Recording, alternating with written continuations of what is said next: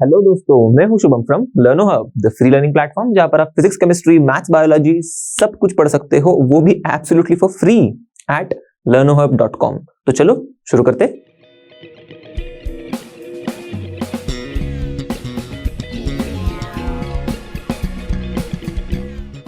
तो आज हम करने वाले हैं क्लास 11th केमिस्ट्री का chapter number 10 S block elements के एनसीईआरटी सॉल्यूशंस।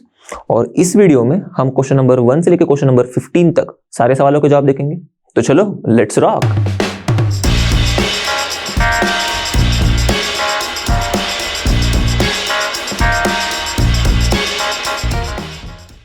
तो चलो देखते हैं पहला सवाल, what are the common physical and chemical features of alkali metals. तो पहले फिजिकल फीचर्स की बात करते हैं इनके। तो ये काफी सॉफ्ट होते हैं, सिल्वरी व्हाइट कलर के होते हैं और हल्के होते हैं, इनकी डेंसिटी कम होती है। अब क्यों इनकी डेंसिटी कम होती है? क्योंकि इनके साइजेस बहुत बड़े होते हैं। देखो पीरियोडिक टेबल में सबसे ये साइड में है और सबसे ये साइड में है, तो हमको पता है कि साइज ऐसे लेफ्ट टू राइट कम होता है, तो सबसे लेफ्ट वालों का साइज ज्यादा होगा, तो इसीलिए इनका साइज सबसे ज्यादा बड़ा है, इसलिए इनकी डेंसिटी कम है। पर हम लोग जब डाउन द ग्रुप जाते हैं लिथियम से सीजियम तक, तो इनकी डेंसिटी बढ़ते जाती है। अब इसमें एक्सेप्शन पोटेशियम है। ओके, डाउन द ग्रुप जा रहे फिर भी पोटेशियम का जो डेंसिटी है वो सोडियम से कम है। ओके, भले वो सोडियम से नीचे आ रहा हो फिर भी। ओके, फिर इनकी मेल्टिंग और बॉइलिंग पॉइंट्स भी लो है। अब इसके पीछे का रीजन क्या है? इनकी जो वैलेंस शेल है, इसमें जो इलेक्ट्रॉन्स है वो एक ही तो है, बस NS1। तो एक इलेक्ट्रॉन के होने की वजह से इनकी जो मेटालिक बॉन्डिंग जो होती है ना, वो काफी वीक होती है। अब वीक मेटालिक बॉन्डिंग मतलब आसानी से टूट जाएंगे। आसानी से टूट रहे मतलब देखो कम टेम्परेचर देने पे ही इनके लिक्विड्स बॉयल हो रहे, कम टेम्परेचर देने पे ही इनके जो सॉलिड्स है वो मेल्ट हो रहे। ओके, अब इनके जो मेटल्स और जो सॉल्ट्स होते हैं ये फ्लेम को कुछ खास कलर दे देते हैं। अब इसके पीछे का रीजन क्या है? इनके जो वैलेंस इलेक्ट्रॉन्स है, ये फ्लेम की जो हीट है इन वैलेंस इलेक्ट्रॉन्स को एनर्जी दे देती है। ओके, और ये एनर्जी लेके वैलेंस इलेक्ट्रॉन्स ग्राउंड स्टेट से एक्साइटेड स्टेट में पहुंच जाते हैं। अब ये एक्साइटेड स्टेट में जाने के बाद फिर से ग्राउंड स्टेट में तो आना ही है इनको। तो जब ये ग्राउंड स्टेट में आते हैं तब ये रेडिएशन एमिट करते हैं जो विजिबल रीजन में होती है, और ऐसे रेडिएशंस विजिबल रीजन में होती है तो हमें पता है उनको कलर तो होगा, इसीलिए ये फ्लेम को कैरेक्टरिस्टिक कलर देती है। ओके, तो अब देखते हैं इनकी केमिकल प्रॉपर्टीज। तो एल्कली मेटल्स हमें पता है ये साइड में है, बहुत बहुत इलेक्ट्रोपॉजिटिव है। ओके, दूसरी बात इनकी आयोनाइजेशन एंथैल्पीज भी हमने पढ़ी है कि बहुत लो होती है, राइट। तो आसानी से इलेक्ट्रॉन निकल जाएगा। तो इलेक्ट्रॉन अगर खुशी खुशी दान हो रहा है तो ये फटक से रिएक्ट कर रहे हैं, इसीलिए ये ज्यादा रिएक्टिव है। ओके, और इनकी रिएक्टिविटी हम लोग जब डाउन द ग्रुप आते हैं, ओके, लिथियम से सीजियम तक, तो होता क्या है, आयोनाइजेशन एंथैल्पी कम कम होती जाती है। ओके, तो इलेक्ट्रॉन और आसानी से निकलते जाएगा। इलेक्ट्रॉन और आसानी से निकल रहे हैं मतलब ये खुशी खुशी रिएक्ट हो रहे हैं, इसीलिए डाउन द ग्रुप हम जब जाते हैं तब इनकी रिएक्टिविटी जो है वो भी बढ़ती है। तो चलो अब एक एक करते इनकी रिएक्टिविटी देखते हैं। तो पहली रिएक्टिविटी इनकी एयर के साथ देखते हैं। अब हमें पता है ये हाईली रिएक्टिव है, ये तो एयर के साथ भी एकदम खुशी खुशी से रिएक्ट करते हैं ये, और ऑक्साइड्स बनाते हैं।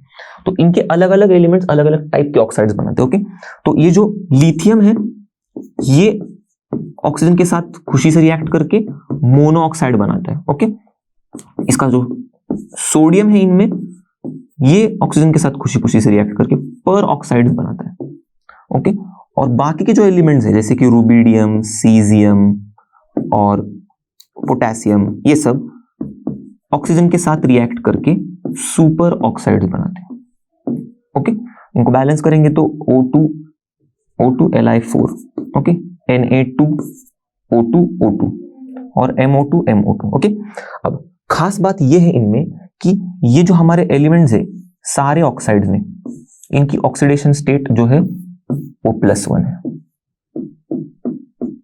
ओके, तो अब हम लोग देखेंगे यहाँ पर, तो देखो सुपर ऑक्साइड में ये जो ऑक्सीजन है इसका ये जो O2 वाला आयन है ना, इसके ऊपर -1 चार्ज होता है, क्योंकि इस M के ऊपर +1 है इसलिए।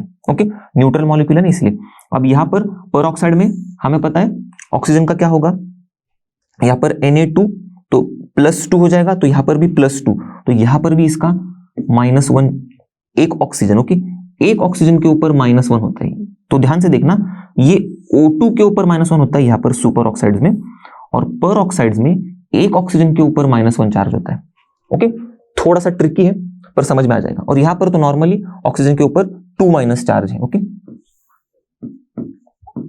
नॉर्मल जैसा ऑक्सीजन के ऊपर रहता है वैसी। ओके, फिर अब लिथियम जो है ये कुछ ज्यादा ही रिएक्टिव है। ऑक्सीजन के साथ तो रिएक्शन दिखाते ही है, पर नाइट्रोजन के साथ भी रिएक्शन करके नाइट्राइड बनाते हैं। Okay, Li3n। अब इसको अगर बैलेंस करेंगे तो 2n 2n और 3 to the 6 Li। ओके, फिर अब हमें पता है, बचपन से हम लोग ने पढ़ा है कि एयर के साथ एल्कली मेटल्स की रिएक्टिविटी ज्यादा होती है। कैसे? हमको पता है ना, सोडियम पोटेशियम इनको हम लोग एयर में नहीं रखते, केरोसिन में रखते। इसीलिए इनकी रिएक्टिविटी बहुत ज्यादा होने के कारण एयर और वाटर के साथ हम इन्हें पानी में या फिर एयर में नहीं रखते, हम इसे केरोसिन ऑयल में स्टोर करते हैं। तो चलो देखते हैं नेक्स्ट इनकी रिएक्टिविटी पानी के साथ। तो पानी के साथ भी ये विगरसली रिएक्ट करते हैं, एकदम एक्सप्लोसिवली। और क्या बनाते हैं? हाइड्रोक्साइड्स और डाइहाइड्रोजन। ओके, तो चलो इनका रिएक्शन देखते हैं। M प्लस वाटर, तो हाइड्रोक्साइड्स बना रहे MOH ऐसे, और हाइड्रोजन रिलीज कर रहे हैं। तो H2 एक H, तो हम लोग 4H कर देते हैं यहाँ पर। तो यहाँ पर भी 2 2 4H हो गए, 2M 2O, तो 2O तो ऑलरेडी हो गए, 2N यहाँ पर। अब इंटरेस्टिंग बात देखते हैं इनमें, तो बाकी के जो अल्कली मेटल्स हैं लिथियम को छोड़ के, ये सारे एक्सप्लोसिवली रिएक्ट करते। कैसे? तो देखो ये हाइड्रोजन रिलीज हो रहा है, इस रिएक्शन में बहुत सारी हीट भी रिलीज हो जाती है। तो ये हाइड्रोजन तो हमको पता है कंबस्टिबल गैस है, हीट को एकदम खुशी खुशी ले लेगा और जलना शुरू हो जाएगा। पर लिथियम के केस में ये रिएक्शन कम विगरस होता है। अब इसका राज इसके साइज में छुपा हुआ है। तो ये इसका जो साइज है छोटा होता है ना, तो इसकी हाइड्रोजन एंथैल्पी बहुत ज्यादा होती है। तो ये क्या सोचते, ये ना वाटर से ऐसे अटैच होने में ही खुशी मान लेते, तो इनसे ये रिएक्ट नहीं करते इतना जल्दी। ये वाटर से बहुत अच्छे से प्यार से अटैच हुए रहते हैं, तो इसीलिए ये इनसे ज्यादा जल्दी रिएक्ट नहीं करते, इसीलिए ये स्लोली रिएक्ट करते हैं। और फिर स्लो रिएक्शन की वजह से इनका रिएक्शन इतना विगरस नहीं होता, क्योंकि एक्सप्लोसिव नहीं होता, क्योंकि स्लोली हाइड्रोजन रिलीज होगा तो इतना ज्यादा हीट प्रोड्यूस भी नहीं होगी, स्लोली स्लोली हीट प्रोड्यूस होगी। ओके, फिर अब जैसे ये वाटर के साथ रिएक्ट करे, देखो वाटर तो अपना प्रोटॉन डोनर है। ओके, तो यहां पर ये ऐसे दूसरे कंपाउंड्स के साथ भी रिएक्ट करते हैं, जैसे कि अल्कोहल, ये भी प्रोटॉन डोनर्स होते हैं। ओके, इनका भी जो OH है, तो इसमें से ये प्रोटॉन आसानी से निकल सकता है। गैसियस अमोनिया, हमें तो पता ही है, अमोनिया भी प्रोटॉन डोनेट कर लेता है। और अल्काइंस, ये भी आप पढ़ोगे ऑर्गेनिक केमिस्ट्री में कि अल्काइंस कैसे अच्छे प्रोटॉन डोनर्स हैं। ओके, फिर अभी आगे बढ़ते हैं डाइहाइड्रोजन की तरफ। इनकी रिएक्टिविटी कैसी है? तो डाइहाइड्रोजन के साथ रिएक्ट करने में इनको थोड़ा ज्यादा हीट देनी पड़ती है, कुछ 673 केल्विन। ओके, और लिथियम को तो और भी ज्यादा देनी पड़ती है, 1073 केल्विन। ओके, पर ये जब डाइहाइड्रोजन के साथ रिएक्ट करते हैं तो ये हाइड्राइड्स बनाते हैं कुछ ऐसे, तो 2MH 2M 2H। और ये हाइड्राइड्स आयोनिक नेचर में होते हैं और इनकी मेल्टिंग पॉइंट्स काफी ज्यादा हाई होती है। तो चलो अब इनकी रिएक्टिविटी देखते हैं हैलोजन के साथ कैसी है। सेम विगरसली रिएक्ट करेंगे, बहुत ही प्यार से। ओके, तो प्यार से नहीं, बहुत ही विगरसली करेंगे, उल्टा मत ले लेना इसको। तो ये जो हैलाइड के साथ रिएक्ट करके, हैलोजन्स के साथ रिएक्ट करके हैलाइड्स बनाएंगे। ओके, MX2, तो यहां पर 2M लेंगे हम लोग, 2X 2X। ओके, और इनके जो हैलाइड्स होते हैं ये आयोनिक होते हैं नेचर में। अब इसमें एक्सेप्शन फिर से आता है लिथियम। क्यों? क्योंकि इसका जो साइज है छोटा है, फिर से वही कहानी।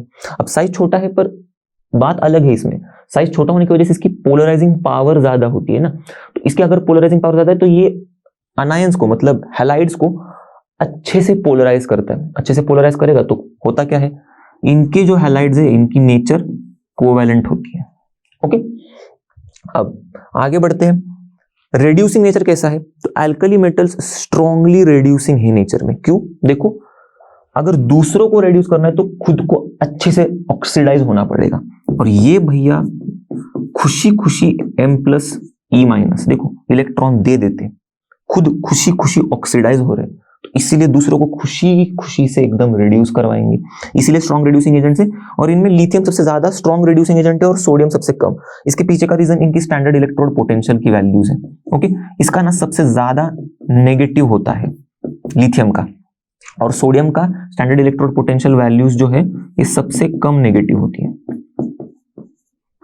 तो चलो देखते हैं अब हम इनका last chemical property, solutions in liquid ammonia. तो ये हम लोग जब अल्कली मेटल्स को डालते हैं लिक्विड अमोनिया में तो इनके जो सॉल्यूशंस बनते हैं इनके कलर डीप ब्लू कलर के होते हैं और ये सॉल्यूशंस कंडक्टिंग होते हैं नेचर में, तो इनसे इलेक्ट्रिसिटी कंडक्ट होती है। ओके, तो कैसे इनका सॉल्यूशन मतलब कैसे रिएक्शन होता है ये देखते हैं हम लोग।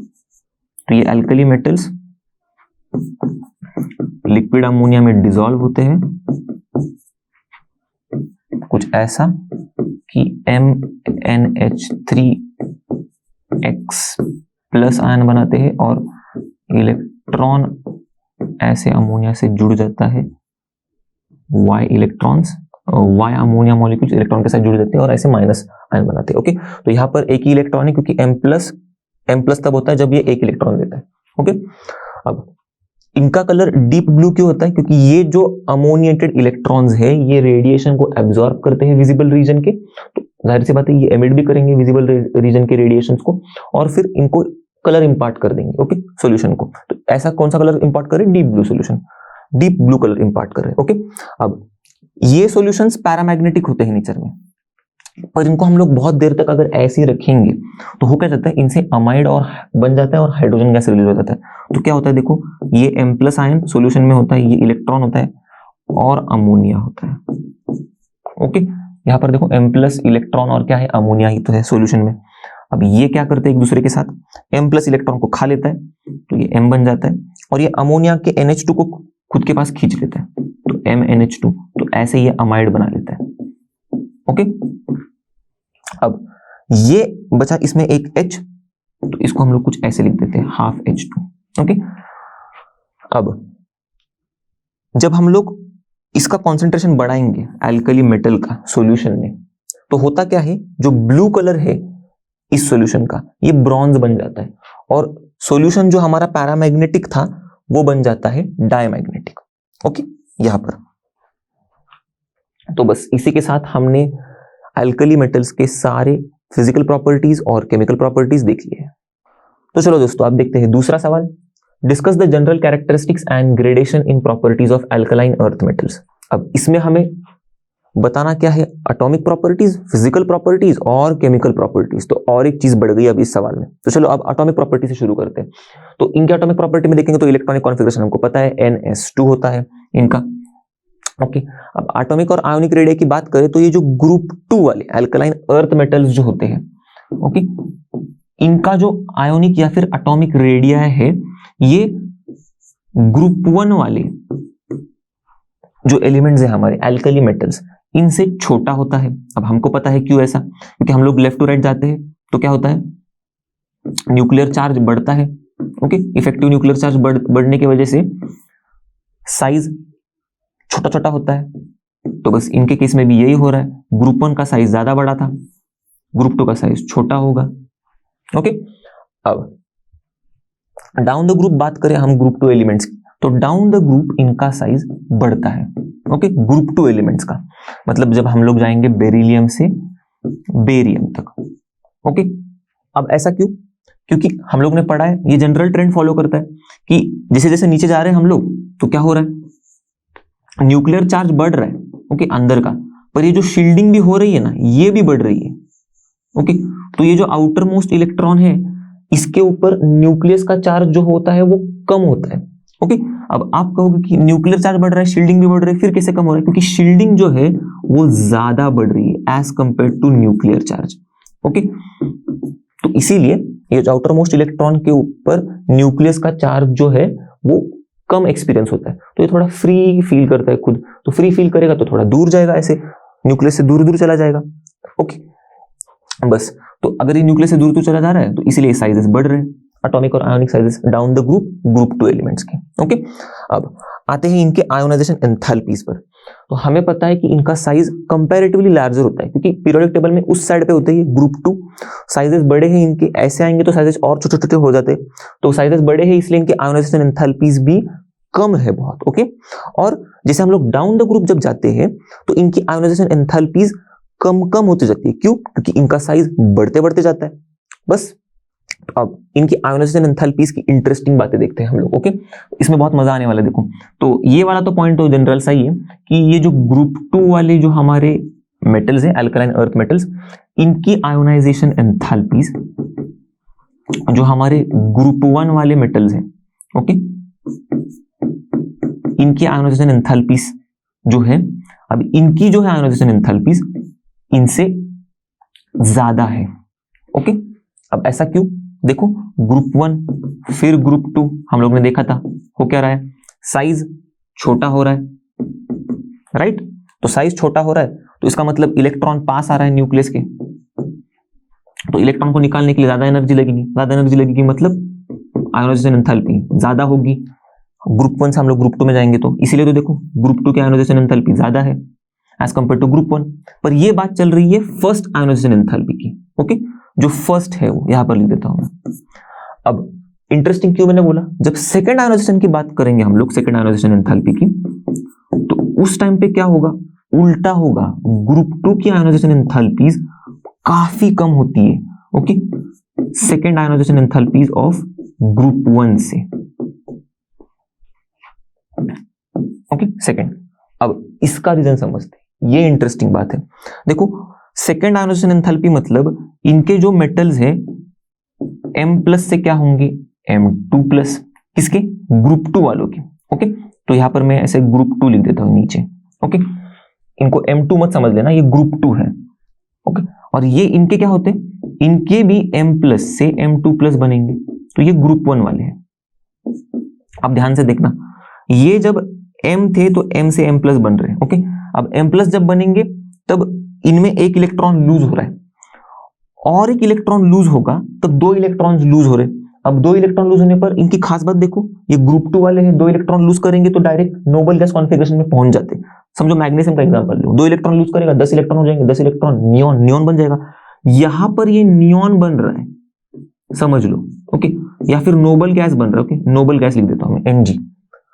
तो ये स्टेबल है ना, तो ये स्टेबल है, इसीलिए तो ये M+ से फिर ये M2+ बनेगा ना, तब ज्यादा एनर्जी नहीं लग रही है इससे इलेक्ट्रॉन निकालने के लिए। ये खुशी खुशी से इलेक्ट्रॉन दान कर रहे हैं, बोल रहा है कि ले लो मेरे से इलेक्ट्रॉन ले लो, मुझे M2+ बनने दो।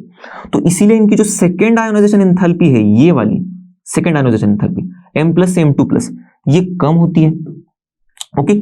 अब इनकी बात करो तो ये M+ में है ना, तो इनमें देखो ये अभी नोबल गैस कॉन्फ़िगरेशन में है। कैसे? ग्रुप 1 एलिमेंट्स एक इलेक्ट्रॉन लूज करेंगे, जैसे कि एग्जांपल लो, सोडियम एक इलेक्ट्रॉन लूज करेगा, 10 इलेक्ट्रॉन हो जाएंगे, नियॉन बन जाएगा, नोबल गैस बन जाएगा। अब ये M+ में ही नोबल गैसेस है, अब इनसे और एक इलेक्ट्रॉन निकलवाना हो तो नोबल गैसेस तो स्टेबल होते। अब ऐसे कॉन्फ़िगरेशन से इलेक्ट्रॉन निकालना काफी मुश्किल होता है। ये बोलेगा लगा ले जितना जोर लगाना है वो, मैं इलेक्ट्रॉन नहीं देने वाला, तो बहुत ज्यादा एनर्जी देनी पड़ती है, इसलिए यहाँ पर आयोनाइजेशन एंथैल्पी बहुत ज्यादा होती है। और इसीलिए देखो यहां पर आयोनाइजेशन एंथैल्पी कम, तो देखो ग्रुप 2 की सेकंड आयोनाइजेशन एंथैल्पी कम देन, यहां पर बहुत ज्यादा एनर्जी लग रही है, इसीलिए ग्रुप 1 की सेकंड आयोनाइजेशन एंथैल्पी ज्यादा, ओके। अब आते हैं हाइड्रेशन एंथैल्पीज पर। तो एल्कली मेटल आयंस जो होते हैं, अब इनके जो साइजेस होते हैं, ओके, डाउन द ग्रुप बढ़ते जाएंगे, ओके, हम लोग जब ऊपर से नीचे आएंगे तब। तो अब हम देखते हैं हाइड्रेशन एंथैल्पीज को। तो इनकी जो हाइड्रेशन एंथैल्पीज है, हम लोग जब डाउन द ग्रुप आएंगे नीचे, ओके, तो हमें पता है इनके साइजेस कैसे हो रही है, बढ़ रही है, एटॉमिक और आयनिक साइजेस। तो अगर साइजेस बढ़ रही है ज्यादा नीचे नीचे, तो इसका मतलब ये जो हाइड्रेशन एंथैल्पीज होती है, ज्यादा साइज होगी तो हाइड्रेशन एंथैल्पी कम होती है, तो साइज बढ़ रहा है तो हाइड्रेशन एंथैल्पी कम हो रहा है down the group, okay, alkaline earth metals का। पर इनकी हाइड्रेशन एंथैल्पीज कि अगर कंपैरिजन करें हम लोग ग्रुप 1 से, ओके, तो होता क्या है, देखो ये जो ग्रुप 2 की मेटल्स है, इनके साइजेस हमको पता है कैसे है, छोटे हैं, हम लोग ने अभी भी देखा था।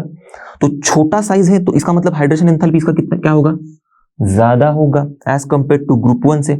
अब इनके हाइड्रेशन एंथैल्पी ज्यादा, इसीलिए ये हाइड्रेटेड सॉल्ट्स ज्यादा बनाते as compare to group 1 metals. तो इसलिए आपको MgCl2 CaCl2 ऐसे मिलेंगे, MgCl2.6H2O, CaCl2 मिलेगा CaCl2.6H2O। पर ऐसे ही Mg के पहले क्या आता है, सोडियम, तो NaCl आपको ऐसे हाइड्रेटेड सॉल्ट में नहीं मिलेगा। कैल्शियम के पहले क्या आता है, पोटेशियम, पोटेशियम क्लोराइड आपको हाइड्रेटेड सॉल्ट्स में नहीं मिलेगा। तो हमने अब तक इनके एटॉमिक प्रॉपर्टीज को देखा था, अब इनके फिजिकल प्रॉपर्टीज देखते हैं। तो इनका कलर जनरली सिल्वरी व्हाइट होता है, ये लस्ट्रस होते हैं और रिलेटिवली सॉफ्ट होते हैं, पर एल्कली मेटल से ये हार्ड होते हैं। अब क्यों? क्योंकि इनके साइजेस एल्कली मेटल से छोटे हैं। ओके, अब बेरिलियम और मैग्नीशियम कलर के बारे में थोड़े से अलग है इनसे, सिल्वरी व्हाइट कलर नहीं होता, इनका ग्रेइश कलर होता है। फिर एल्कली मेटल से ग्रुप 2 मेटल्स जो है, इनकी जो मेल्टिंग और बॉइलिंग पॉइंट्स है एल्कली मेटल से हाई है, ज्यादा है, और इसका भी रीजन सेम, इनके स्मॉलर साइजेस की वजह से। ओके, अब जब हम इन्हें हीट करते हैं, ओके, तो हीट करने पर जो हमें ये फ्लेम देती है ऑक्सीजन के साथ रिएक्ट करके, तो जो कैल्शियम, स्ट्रोंशियम, बेरियम है, ये हमें कुछ खास कलर की फ्लेम्स दे देती है। ओके, तो ये जो कैल्शियम है ये हमें ब्रिक रेड कलर देता है, स्ट्रोंशियम क्रिम्सन देता है और बेरियम एप्पल ग्रीन कलर देता है। ओके, अब बेरिलियम और मैग्नीशियम की बात करें तो ये कोई भी कलर नहीं देती फ्लेम को, कैरेक्टरिस्टिक अलग से।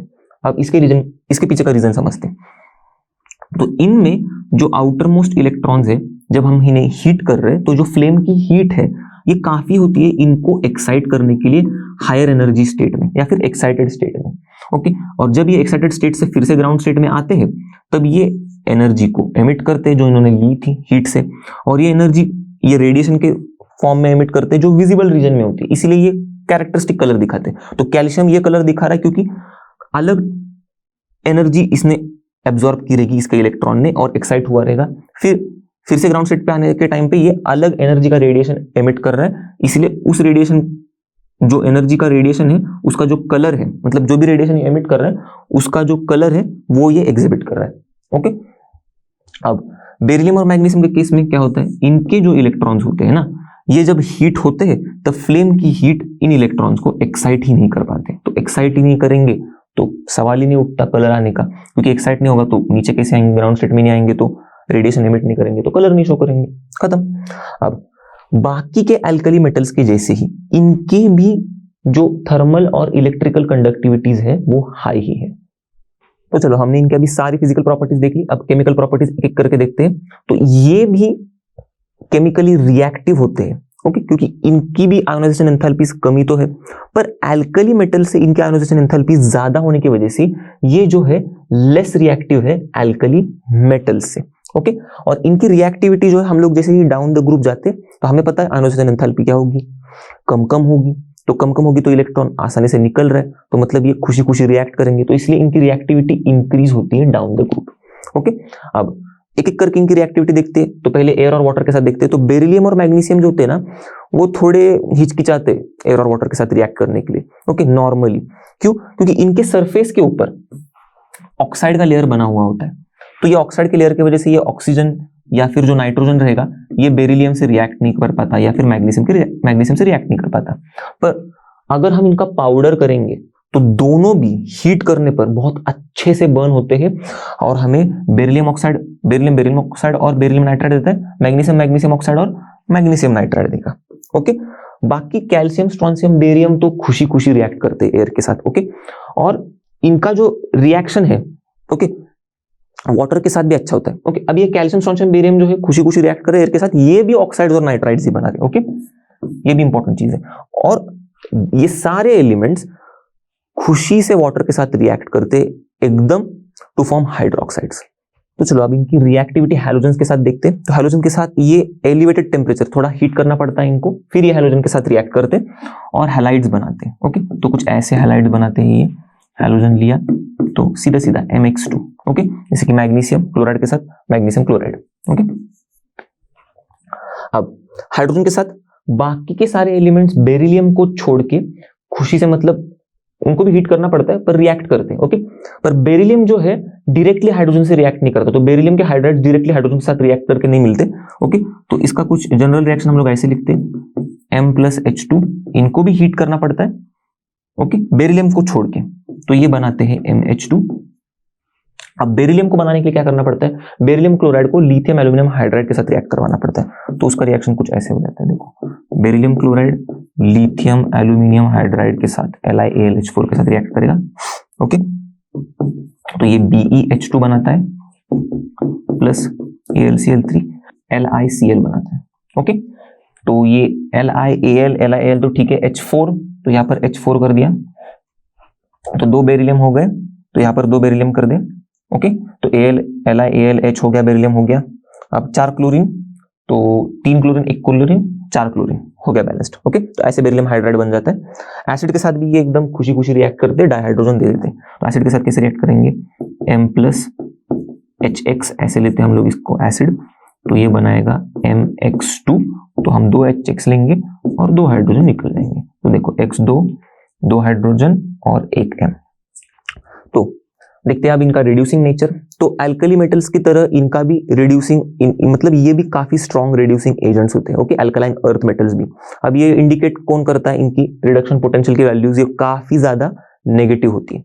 अब खास बात ये है इनमें कि इनकी जो रिड्यूसिंग पावर है ये ग्रुप 1 जो मेटल्स है इनसे कम है। ओके, तो अब ये जो रिड्यूसिंग पावर ये सब हम लोग रिडक्शन पोटेंशियल से बताते हैं ना, तो ये रिडक्शन पोटेंशियल डिपेंड करता है 3 चीजों पर। ओके, सब्लिमेशन एंथैल्पी पर, हाइड्रेशन एंथैल्पी पर और आयोनाइजेशन एंथैल्पी पर। तो पहले दोनों को तो छोड़ दो, तीसरा वाला जो फैक्टर इनको हम लोग इनके केस में कंपेयर करते, यहीं पे हम लोग को डिफरेंस दिखा देगा। हम लोग ने क्या देखा था, देखो आयोनाइजेशन एंथैल्पी ग्रुप 2 की कैसी थी, ज्यादा थी as compare to ionization enthalpy of group 1। ये हम लोग ने देखा है अभी थोड़ी देर पहले।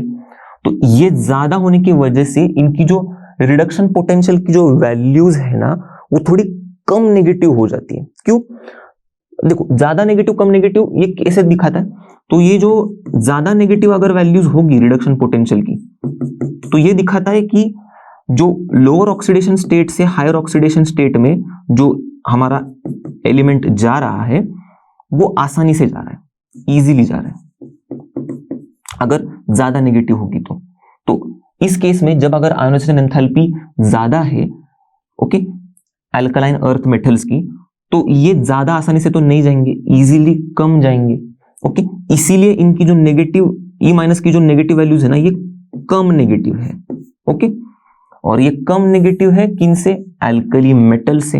ओके, तो इसीलिए हम बताते हैं कि कम नेगेटिव वैल्यू मतलब कम रिड्यूसिंग पावर, इसलिए इनका जो रिड्यूसिंग पावर है ये कम है अल्कली मेटल से। ओके, अब आते हैं सॉल्यूशंस इन लिक्विड अमोनिया पर। तो ये भी सेम अल्कली मेटल्स की जैसे जब हम लोग इनको लिक्विड अमोनिया में डाल देंगे तो ये डीप ब्लू ब्लैक कलर देंगे, तो थोड़ा और डीप ब्लू कलर होगा। ओके, तो कैसे बनता है ये, सेम वैसे ही रिएक्शन है इसका भी, M+X+Y वाला NH3 होगा, तो मेटल ऐसे अमोनिया के साथ X अमोनिया के साथ आयंस बनाएगा। अब ये आयंस होंगे ना, यहीं पे थोड़ा डिफरेंस है, देखो 2+ होगा इसमें, क्योंकि ये मेटल आयोनाइज होकर 2+ में जाता है ना अल्कलाइन अर्थ मेटल्स। ओके, और इलेक्ट्रॉन्स जो होंगे, अब ये 2 इलेक्ट्रॉन्स रिलीज होंगे, तो बस क्या करना है हमें, 2 डालना है आगे माइनस, तो 2 इलेक्ट्रॉन्स 2+ 2- हो गया पूरा बैलेंस्ड। ओके, अब इनका भी ये जो कलर है डीप ब्लू ब्लैक, ये होता है इनके अमोनिएटेड इलेक्ट्रॉन्स की वजह से। सेम लॉजिक अप्लाई होगा जैसे कि अल्कली मेटल्स में हो रहा था। अब इनकी खास बात ये है कि हम इनके सॉल्यूशंस में से ये MnH362+ ये हम लोग रिकवर कर सकते हैं इन सॉल्यूशंस में से। तो चलो देखते हैं नेक्स्ट सवाल, why are alkali metals not found in nature. तो इसका रीजन ये है कि अल्कली मेटल्स बहुत ज्यादा केमिकली रिएक्टिव है। क्यों, हमने पढ़ा है, क्योंकि उनके आयोनाइजेशन एंथैल्पीज बहुत कम है। तो वो क्या करते हैं, बड़े ही आसानी से M+ आयंस बन जाते हैं इलेक्ट्रॉन लूज करके।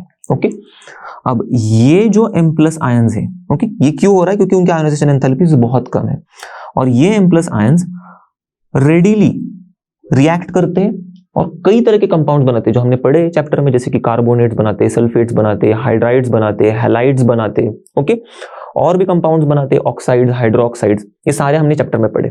तो इसीलिए ये हमें फ्री स्टेट में नहीं मिलते नेचर में, ये हमेशा किसी ना किसी कंपाउंड के फॉर्म में हमें मिलेंगे। अब आते हैं नेक्स्ट सवाल पर, question number 4, find out the oxidation state of sodium in Na2O2। अब ये है पेरोक्साइड सोडियम का।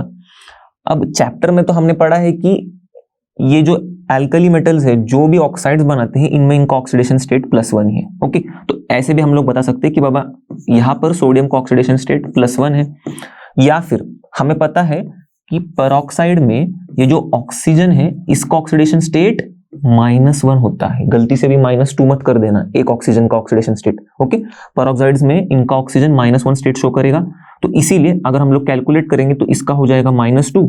ओके, 2 ऑक्सीजन है इसलिए, तो इसका क्या होना चाहिए, +2 होना चाहिए। तो Na 2 Na का +2 है। ओके, तो इसका मतलब 1 Na का कितना होगा, +1। बस यही बताया हमने। अब बढ़ते हैं अगले सवाल पर। Explain why is sodium less reactive than potassium. अब दोनों को भी ध्यान से देखो, ये हमारे एल्कली मेटल्स हैं, हमें पता है एल्कली मेटल्स इलेक्ट्रोपॉजिटिव होते हैं नेचर में, तो इसका मतलब इनकी रिएक्टिविटी किस पर डिपेंड करेगी, ये खुशी खुशी इलेक्ट्रॉन का दान कर रहे हैं, तो जो जल्दी दान करेगा वो ज्यादा रिएक्टिव, करेक्ट। तो इस हिसाब से बोला जाए तो जल्दी दान इलेक्ट्रॉन करेगा, ये कैसे पता चलता है, इससे आयोनाइजेशन एंथैल्पी से। तो हमने क्या देखा है कि लिथियम के बाद सोडियम, उसके बाद पोटेशियम, तो डाउन द ग्रुप हम जाते हैं तो हमें पता है कि ये जो आयोनाइजेशन एंथैल्पी है ये कम कम होती है। क्यों, क्योंकि इनका साइजेस बढ़ रहा है ऐसे, तो आउटर मोस्ट इलेक्ट्रॉन को निकालने के लिए कम एनर्जी लगती जाती है। ओके, तो इसलिए आयोनाइजेशन एंथैल्पी कम होती है। तो इसका मतलब इसकी आयोनाइजेशन एंथैल्पी, सोडियम की आयोनाइजेशन एंथैल्पी कम है, पोटेशियम की आयोनाइजेशन एंथैल्पी सोडियम से कम है, करेक्ट। तो ये रेडिली इलेक्ट्रॉन दे रहा है, यही मतलब हुआ इसका, हम लोग ने अभी पढ़ा था। तो रेडिली इलेक्ट्रॉन देगा, तो इससे हम बता सकते हैं कि ये ज्यादा रिएक्टिव है फिर सोडियम से। और एक तरीका है रेडिली इलेक्ट्रॉन दे रहा है नहीं दे रहा है पता करने का, ये जो स्टैंडर्ड इलेक्ट्रोड पोटेंशियल है ये बताता है हमें। तो समझो ये जो E- की जो वैल्यू है, ओके, ये तो M+ आयंस फॉर्म करते हैं। ओके, M से मतलब K+ बनेगा, Na बनेगा। तो ये जो पोटेशियम की स्टैंडर्ड इलेक्ट्रोड पोटेंशियल वैल्यू जो है वो ज्यादा नेगेटिव है, okay, as compare to sodium. तो अगर ये ज्यादा नेगेटिव है तो इसका मतलब पोटेशियम खुशी खुशी K से K+ बन रहा है, वही बात हो गई, K से K+ बन रहा है मतलब खुशी खुशी इलेक्ट्रॉन दे रहा है, ज्यादा जल्दी इलेक्ट्रॉन दे रहा है, ज्यादा रिएक्टिव है, यही बताना है। तो बढ़ते हैं नेक्स्ट सवाल पर। Compare the alkali metals and alkaline earth metals with respect to first ionization enthalpy, second basicity of oxides and third solubility of hydroxides. तो पहला हम आयोनाइजेशन एंथैल्पी को देखते हैं। तो इंटरेस्टिंग चीज, अब दोनों के आयोनाइजेशन एंथैल्पीज को कंपेयर करना है। तो हमें क्या पता चला कि ये जो अल्कलाइन अर्थ मेटल्स है, मैं इनको ग्रुप 2 बोल देता हूं। ओके, ये बहुत बड़ा नाम लेने से अच्छा ग्रुप 2। और ये जो एल्कली मेटल्स है ग्रुप 1, तो इनकी जो फर्स्ट आयोनाइजेशन एंथैल्पीज है, इनको मैं कुछ ऐसे लिखता हूं, फर्स्ट आयोनाइजेशन एंथैल्पीज। तो ये ग्रुप 2 वालों की फर्स्ट आयोनाइजेशन एंथैल्पीज कुछ ज्यादा है एज कंपेयर टू ग्रुप 1 वालों के फर्स्ट आयोनाइजेशन एंथैल्पी से। अब इसका रीजन समझते हैं क्या है। अक्रॉस द पीरियड जा रहे हम, तो पहले ग्रुप 1 आता है फिर ग्रुप 2 आएंगे, करेक्ट। तो ऐसे हम लोग अक्रॉस द पीरियड जा रहे हैं, हमें पता है कि साइज छोटा छोटा होता है। अब साइज छोटा हो रहा है, हमें पता है इलेक्ट्रॉन को निकालने के लिए ज्यादा एनर्जी लगेगी। न्यूक्लियस भैया एकदम जोर से पकड़ के रखेंगे इलेक्ट्रॉन को, ज्यादा एनर्जी लग रही है मतलब आयोनाइजेशन एंथैल्पी क्या हो रही है, बढ़ रही है। तो बरोबर ना, बढ़ रही है मतलब ग्रुप 2 की ज्यादा होगी ग्रुप 1 से, यही है, ग्रुप 2 की ज्यादा है ग्रुप 1 से। अब इंटरेस्टिंग चीज ऐसी इनमें कि ये भाई साहब दूसरी आयोनाइजेशन एंथैल्पी जो होती है ना इनकी, ये इसकी कम होती है, ग्रुप 2 की दूसरी आयोनाइजेशन एंथैल्पी कम होती है एज कंपेयर टू ग्रुप 1 की दूसरी आयोनाइजेशन एंथैल्पीज। अब इसका रीजन समझते हैं। अब ये जो ग्रुप 2 वाले एलिमेंट्स है, थोड़ा ध्यान से समझना, ये M+ हुए हैं, ओके। अब इन्हें बनना है M2+ और एक इलेक्ट्रॉन छोड़ के। अब थोड़ा ध्यान से समझ लेना कि ये जो M2+ है, तुम्हें तो पता ही है, समझो इसको मैग्नीशियम पकड़ते, तो ये 2 इलेक्ट्रॉन अगर M2+ बन रहा है तो 2 इलेक्ट्रॉन छोड़ के क्या कर रहा है, क्या बन रहा है, नियॉन बन रहा है, स्टेबल इनर्ट गैस बन रहा है। तो ये तो इसका Mg+ जो रहेगा, ओके, ये पहले Mg था, अब ये Mg+ नियॉन बन रहा है, तो ये खुशी खुशी दान करेगा ना इलेक्ट्रॉन का, बोलेगा लेके जाओ मेरे से इलेक्ट्रॉन। क्यों, क्योंकि स्टेबल बन रहा है। अब ये खुशी खुशी दान कर रहा है मतलब कम एनर्जी लग रही है इससे इलेक्ट्रॉन निकालने के लिए, ओके। अब थोड़ा ध्यान देना, कितना क्या लग रहा है, एनर्जी कम लग रही है यहाँ पर। अब ग्रुप 1 के बारे में देखते। ग्रुप 1 में समझ लो अपन ने सोडियम को लिया, सोडियम का फर्स्ट आयोनाइजेशन एंथैल्पी करवाया, फिर उससे सेकंड आयोनाइजेशन एंथैल्पी करवा रहे हैं। अब हम हो क्या रहा है देखो, अभी फर्स्ट आयोनाइजेशन एंथैल्पी के बाद ये नियॉन बन गया है। अब ये क्या करेगा, ये जाने थोड़ी देगा इसके एक इलेक्ट्रॉन को और एक इलेक्ट्रॉन को, ये बोलेगा भाई मैंने स्टेबल कॉन्फ़िगरेशन अटेन कर लिया, अब मैं नहीं जाने दूंगा, अब कुछ भी कर लो। तो इसलिए अगर लेके जाना इलेक्ट्रॉन तो लगाओ सर से लेके एडी से लेके सर तक का जोर, निकाल के लेके जाओ इलेक्ट्रॉन। तो इतना जोर लगाएंगे, इतना एनर्जी लगाएंगे इसको निकालने के लिए, एक इलेक्ट्रॉन इससे निकालने के लिए, तो आयोनाइजेशन एंथैल्पी ज्यादा ही होगी, बरोबर। तो इसीलिए देखो इसकी आयोनाइजेशन एंथैल्पी कम है एज कंपेयर टू इनके आयोनाइजेशन एंथैल्पी से। अब दूसरा फैक्टर हम लोग कंपेयर करते हैं अल्कली मेटल्स और अल्कलाइन अर्थ मेटल्स के बीच में, जो है बेसिसिटी ऑफ ऑक्साइड्स। तो अब इनके जो ऑक्साइड्स हैं पानी के साथ रिएक्ट करते हैं और हाइड्रोक्साइड्स बनाते हैं। हाइड्रोक्साइड्स बेसिक होते हैं नेचर में, इसीलिए इनके ऑक्साइड्स बेसिक है। हमने पढ़ा है चैप्टर नंबर 3 में, ओके, कि ऑक्साइड्स बेसिक और एसिडिक हम कैसे बताते हैं 11th के। अब इनकी बेसिसिटी को कंपेयर करते, तो चलो हम लोग ने समझो ले लिया ये अल्कली मेटल का ऑक्साइड और ये है अल्कलाइन अर्थ मेटल का ऑक्साइड, ओके। तो मैं इसको M1 लिख देता हूँ, इसको M2 लिख देता हूँ समझने के लिए। अब इसमें इसका ऑक्सीडेशन स्टेट क्या होता है +1, ये फर्क है देखो, और इसमें इसका ऑक्सीडेशन स्टेट है +2। अब ध्यान से देखना, बेसिसिटी मतलब क्या कि ये जो मेटल है, ओके, बेसिक नेचर कितना ज्यादा शो कर रहा है, कितना ज्यादा अच्छे से। तो बेसिक नेचर मतलब क्या, इलेक्ट्रॉन्स को डोनेट करने का नेचर, राइट। तो अब हमें पता है कि ये M से M+ जो होगा, ये इसको लगेगी एनर्जी, तो ये इलेक्ट्रॉन रिलीज करेगा, और इसको जो लगेगी एनर्जी ये है फर्स्ट आयोनाइजेशन एंथैल्पी इसकी, ओके। अब इसको M से M2+ में जाने के लिए, देखो M से M2+ में जाने के लिए पहले M+ होना पड़ेगा, फिर M2+ होना पड़ेगा। इसका मतलब यहां पर फर्स्ट आयोनाइजेशन एंथैल्पी भी है और सेकेंड आयोनाइजेशन एंथैल्पी भी है, इन दोनों का सम होगा, ओके।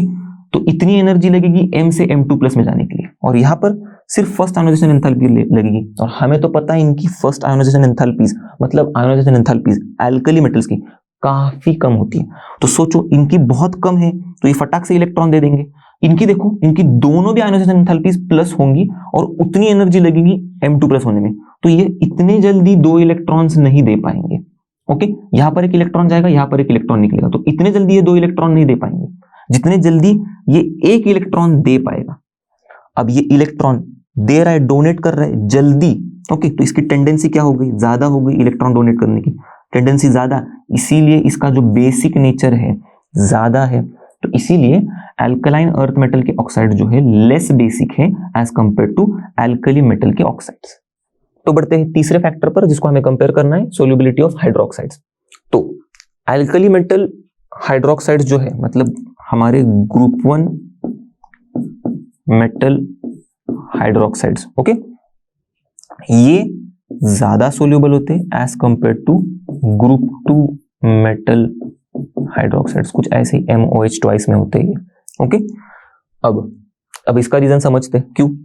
देखो ये जो ग्रुप 2 के मेटल हाइड्रोक्साइड्स हैं, इनमें जो हमारे ग्रुप 2 के मेटल्स हैं इनका साइज छोटा होता है, ओके, इनके ऊपर चार्ज भी ज्यादा होता है, ओके, ये चार्ज भी ज्यादा होता है।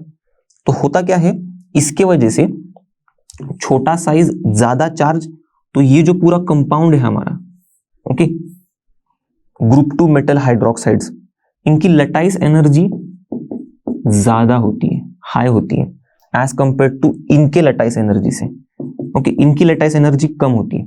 तो समझ लो ना, अगर ये MOH ट्वाइस जो है अगर स्ट्रांगली एक दूसरे के साथ बंधा हुआ है तो इसको हम लोग जब पानी में डालेंगे तब ये क्या जल्दी से टूट पाएगा, नहीं टूट पाएगा। और इसी तरह से इनको देखो तो इनके जो MOH जो भी M+OH- जो कटायंस आनायंस है ये एक दूसरे से इतने स्ट्रांगली बॉन्डेड नहीं है। तो होगा क्या, जब हम लोग इसको पानी में डालेंगे तो ये M+OH- सेपरेट हो जाएंगे, तो ये ज्यादा सोल्यूबल है as compare to MOH twice इनसे। तो इसीलिए इनकी सोल्यूबिलिटी हम लोग ने बताया था ज्यादा है as compare to group 2 metal hydroxides. तो बढ़ते हैं अगले सवाल की तरफ। In what ways lithium show similarities to magnesium in its chemical behaviour.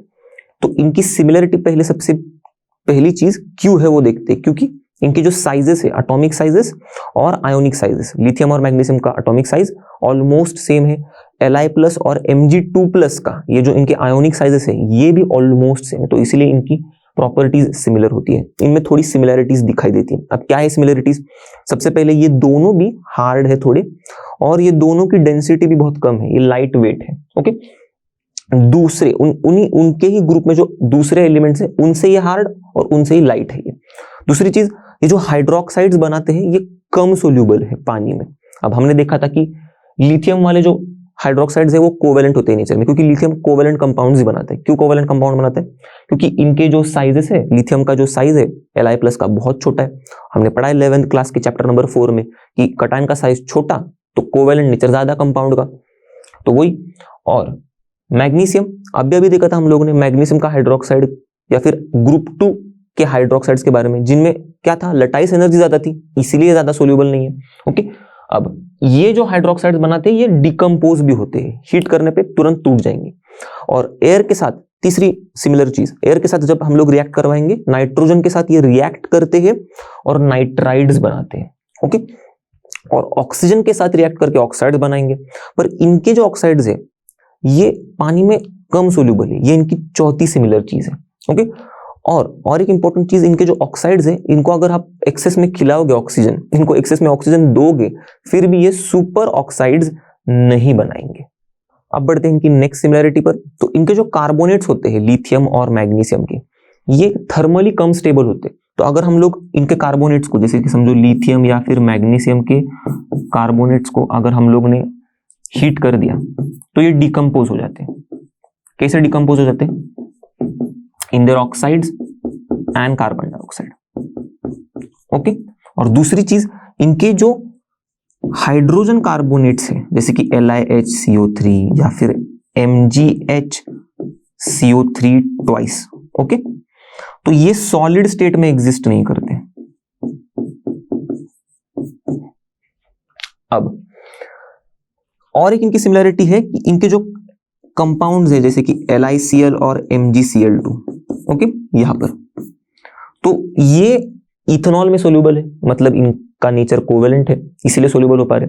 डेलिक्विसेंट भी है। ओके, अब डेलिक्विसेंट मतलब मॉइस्चर को एब्जॉर्ब कर लेते हैं। ओके, एयर में जो मॉइस्चर है उसको एब्जॉर्ब कर लेंगे और लिक्विड फॉर्म में चले जाएंगे।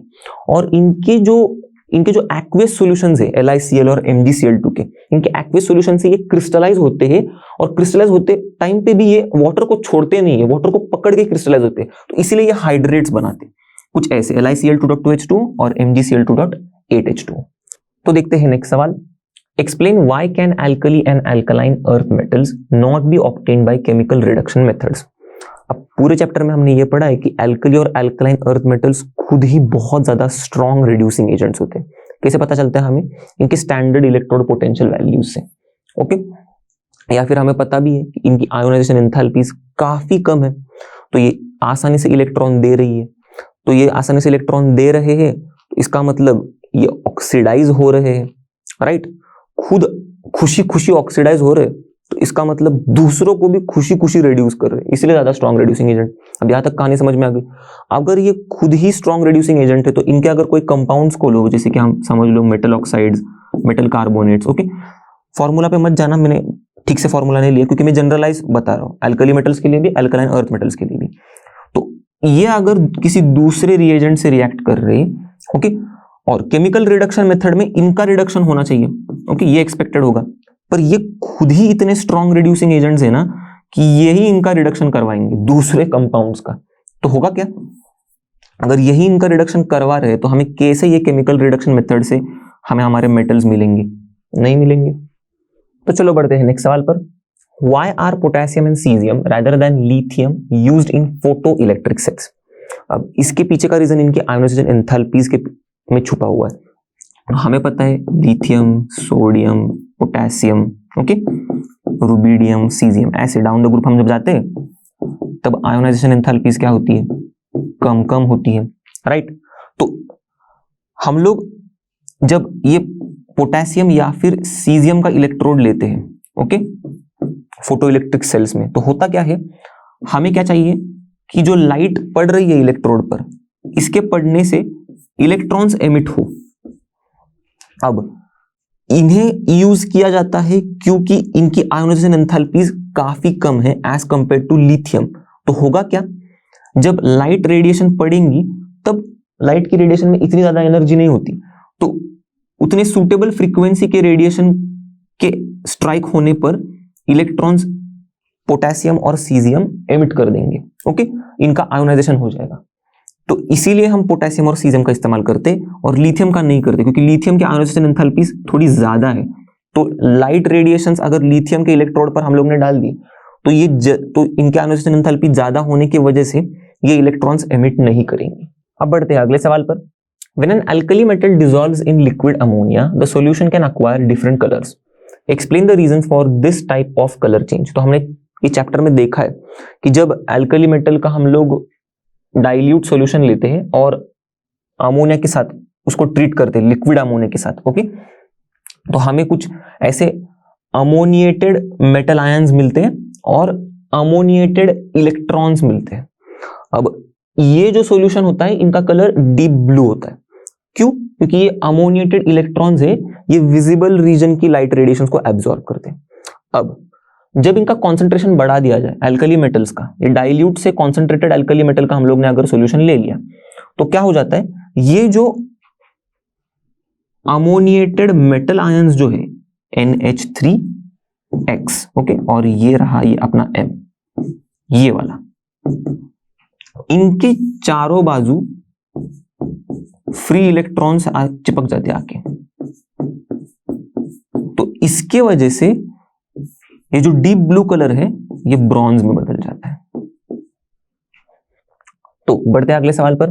Beryllium and magnesium do not give colour to the flame whereas other alkaline earth metals do so, why? अब बाकी के अल्कलाइन अर्थ मेटल्स की बात करते हैं जैसे कि कैल्शियम, स्ट्रोंशियम, बेरियम, तो ये क्या करते हैं, इनके जो आउटर मोस्ट शेल में जो इलेक्ट्रॉन्स है, ओके, तो जब हम इन्हें इग्नाइट करते हैं तो हीट करने पर ये कुछ फ्लेम प्रोड्यूस करते।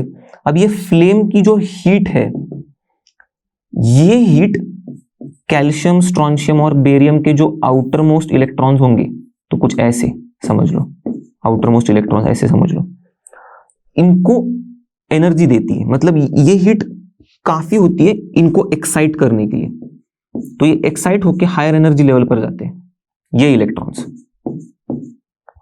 अब ये हायर एनर्जी पे गए तो फिर से लोअर एनर्जी पे तो आना ही है, इन्हें ग्राउंड स्टेट में आना ही है। जब ये आते हैं ग्राउंड स्टेट में फिर से, तो तब ये रेडिएशन को एमिट करते हैं जो विजिबल रीजन की होती है। तो इसीलिए ये कलर्स दिखाते हैं। हमें पता है कैल्शियम ब्रिक रेड दिखाता है, स्ट्रोंशियम क्रिम्सन दिखाता है, बेरियम एप्पल ग्रीन कलर दिखाता है, ओके। पर अब आते हैं हमारे मेन टॉपिक पर, बेरिलियम और मैग्नीशियम क्यों नहीं दिखाते? क्योंकि ये जो बेरिलियम और मैग्नीशियम है, इनकी जो इलेक्ट्रॉन्स है ये थोड़े स्ट्रांगली अटैच्ड होते हैं न्यूक्लियस से, साइज छोटा है ना इनका, इसलिए अब जो इनको हीट करने पर जो फ्लेम प्रोड्यूस हो रही है ना, ये इतनी हीट नहीं दे पा रही है कि इनके इलेक्ट्रॉन्स को एक्साइट किया जाए ऐसे हायर एनर्जी लेवल पर। तो अगर इनके इलेक्ट्रॉन्स एक्साइट ही नहीं हो रहे तो नीचे आने का सवाल ही नहीं, मतलब एक्साइट नहीं हो रहे इसीलिए तो ये कलर ही नहीं दिखा रहे। तो बढ़ते हैं नेक्स्ट सवाल पर। Discuss the various reactions that occur in the Solvay process. तो थोड़ा मजेदार प्रोसेस है ये। तो ये हम यूज करते हैं Na2CO3 बनाने के लिए, सोडियम कार्बोनेट को बनाने के लिए, ओके। अब कैसे करते हैं इसे? तो सबसे पहले हम लोग कार्बन डाइऑक्साइड को लेते हैं और इसे, ये कॉन्सेंट्रेटेड ब्राइन सॉल्यूशन है NaCl और वाटर का, इसके साथ रिएक्ट करवाते और ये सॉल्यूशन को हम लोग सैचुरेट करते हैं अमोनिया से, ओके। इतना सब कुछ करने के बाद हमें मिलता है NaHCO3, सोडियम बाइकार्बोनेट, ओके। और ये NH4Cl, ये भी थोड़ा इंपॉर्टेंट है, आगे देखेंगे क्यों, ओके। तो ये ऐसा बन रहा है, पर ये NaHCO3 बनाने के पीछे और एक दूसरी, मतलब थोड़ी और एलोंगेटेड कहानी देखते हैं हम लोग, कैसे बनता है ये। तो ये H2 और CO2 कैसे रोल प्ले कर रहे हैं? सबसे पहले हम लोग क्या करते हैं, अमोनिया को लेते हैं, ओके, फिर वाटर और कार्बन डाइऑक्साइड तो है ही, तो इससे हमें क्या मिल रहा है, अमोनियम कार्बोनेट मिलता है सबसे पहले, ओके। फिर यही अमोनियम कार्बोनेट, अभी अगर इसको बैलेंस किया जाए तो N 2 है तो 2N, 4 2 8, तो 6 + 2 8 हो गए। CO3 तो C1 और O3, 2 + 1 3 हो गया बैलेंस। फिर इसी NH4 ट्वाइस CO3 को लेके आएंगे, फिर से वाटर और कार्बन डाइऑक्साइड के साथ रिएक्ट करवाएंगे। तो क्या हो रहा है, हमें NH4HCO3 मिल रहा है, अमोनियम बाइकार्बोनेट या फिर अमोनियम हाइड्रोजन कार्बोनेट। ओके, इसके दो मॉलिक्यूल्स मिलेंगे, तो यहां पे भी बैलेंस हो गया N2 4 2 जा 8 प्लस 2 10, तो 4 2 जा 8 और यहां पर 2 और तो 10 हो गए, फिर C1 2 तो 2C और 3O प्लस 1 4 5 6 तो 2 3 जा 6O। ओके, अब ये NH4HCO3 आता है यहां पर, ऐसे समझ लो NH4HCO3 उल्टा रिएक्शन लिखते हैं और NaCl के साथ रिएक्ट करता है। तो देखो अभी तुम लोग को समझ में आ गया रहेगा, हम लोग ने लिया क्या था, वाटर, कार्बन डाइऑक्साइड और NH3 और इससे बनाया हम लोग ने NH4HCO3।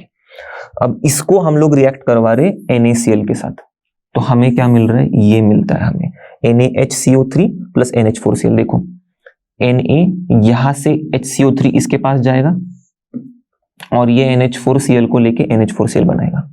ओके, अब ये NaHCO3 सोल्यूबल नहीं होता, ये भी अच्छा रोल प्ले करता है इसमें, इसकी सोल्यूबिलिटी, इसीलिए तो हम लोग इसको बना रहे। अब ये सोल्यूबल नहीं होता, इसीलिए इस सॉल्यूशन से ये बाहर निकल के आता है और हम इसको क्रिस्टलाइज करते हैं, इसके क्रिस्टल्स को लेते हैं और इसको हीट कर देते हैं NaHCO3 को, तो हमें क्या मिलता है Na2CO3। अब ये रिएक्शन तो हमें अच्छे से पता है, हम लोग ने पढ़ा है फायर एक्सटिंग्विशर्स में, हम लोग सोडियम बाइकार्बोनेट का इस्तेमाल करते हैं या फिर फायर को एक्सटिंग्विश करने के लिए भी। क्यों? क्योंकि अगर हम लोग डाल दे सोडियम बाइकार्बोनेट को और फायर में तो हीट है ही, तो इसकी वजह से डिकम्पोज होता है, कार्बन डाइऑक्साइड रिलीज होता है और यही कार्बन डाइऑक्साइड फायर को एक्सटिंग्विश करेगा। करेक्ट। अब Na2CO3 तो हम लोग ने बनाया, पर इस प्रोसेस में कुछ और रिएक्शन है, हमें सारे रिएक्शंस के बारे में डिस्कस करना है ना। तो और एक रिएक्शन कौन सा है कि बाबा कार्बन डाइऑक्साइड को हम लोग कैसे बनाते हैं। ओके, जो हम लोग ने स्टार्टिंग में यूज किया था, याद आ रहा है, H2O, NaCl और अमोनिया के साथ। तो ये कार्बन डाइऑक्साइड कैसे बनता है, लाइमस्टोन से। लाइमस्टोन को लो, हीट करो तो कैल्शियम ऑक्साइड और कार्बन डाइऑक्साइड देता है हमें पता है। अब ये कैल्शियम ऑक्साइड और एक रोल प्ले करेगा, इसलिए इंटरेस्टिंग है। क्यों? देखो, इसको हम लोग छोड़ेंगे नहीं, इसको फिर से लेके जाएंगे, पानी के साथ ट्रीट करेंगे और इससे स्लेक्ट लाइम बनाएंगे, कैल्शियम हाइड्रोक्साइड। अब तुम लोग सोच रहे होगे क्यों बना रहे इतना सब कुछ।